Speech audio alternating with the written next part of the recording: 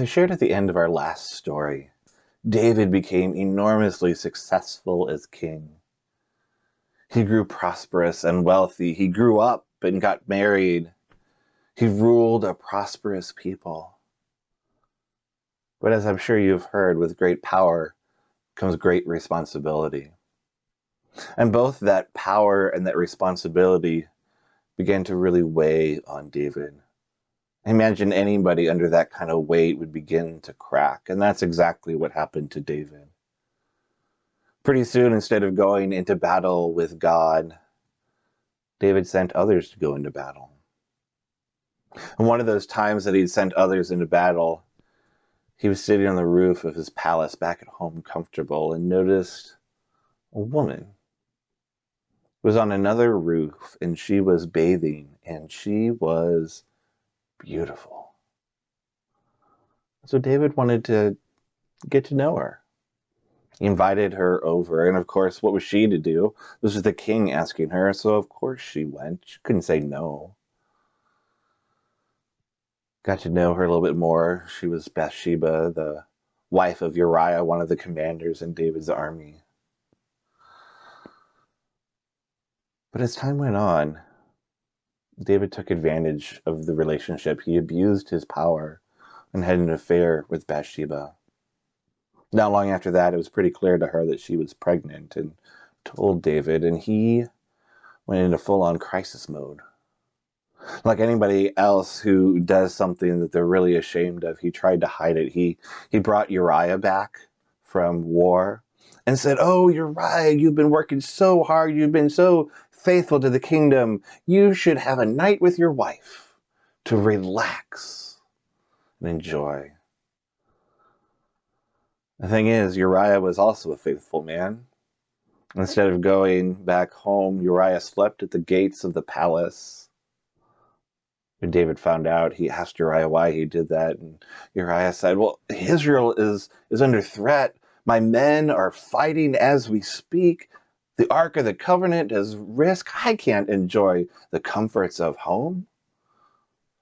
Man, what a guilt trip that must have been for David. And so David did the only thing that would be reasonable at this point. He got Uriah really drunk. Tried to see if he could do things that way, but Uriah wouldn't go and lay with his wife and come up with a plausible reason for why she was pregnant. And so what David did was a shameful thing. David sent Uriah back to the battlefield. In fact, he sent him to the front where the fighting was fiercest, and he told the other commanders that as soon as Uriah and his men get up there to pull back. And they did. And Uriah and all of his men were slaughtered because of David's shame and guilt. David eventually took Bathsheba as his wife, but God was paying attention to what was going on. God often went into battle with David, and God was with David when he wasn't in battle too. And so God sent the prophet Nathaniel, whom David knew. And Nathaniel came and told David a story about two men, one who was rich and had lots of flocks of sheep and goats. He had all kinds of money and power. And there was another man who was poor.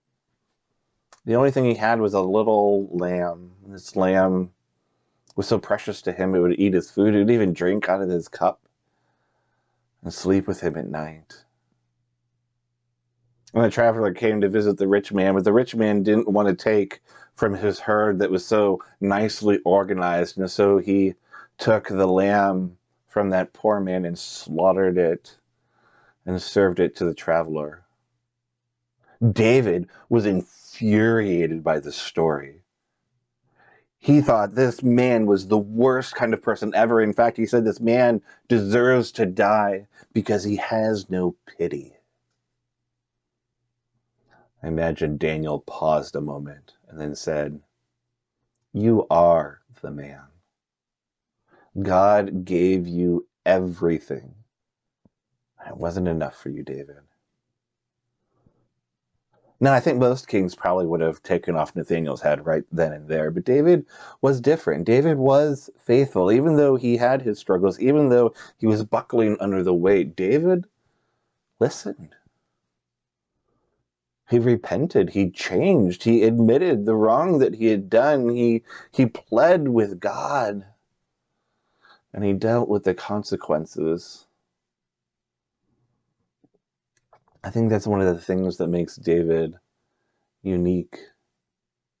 And yet that's one of the same things about David that makes him like every one of us who make great mistakes, have great guilt and shame. Whenever we try to hide it, oh, it makes it even worse. But God doesn't reject us and calls us to change. Now, this wasn't the end of the story for David. It also wasn't the end of the story for Bathsheba. David and Bathsheba had a son named Solomon. He would become the next king that I'll tell you about later on. But Bathsheba also shows up later on in the Bible, in the New Testament, in the genealogy of Jesus. This woman of an illicit affair becomes one of the people who brings to us our God incarnate.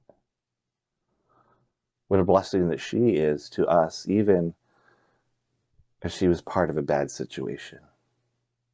God can bring good out of anything.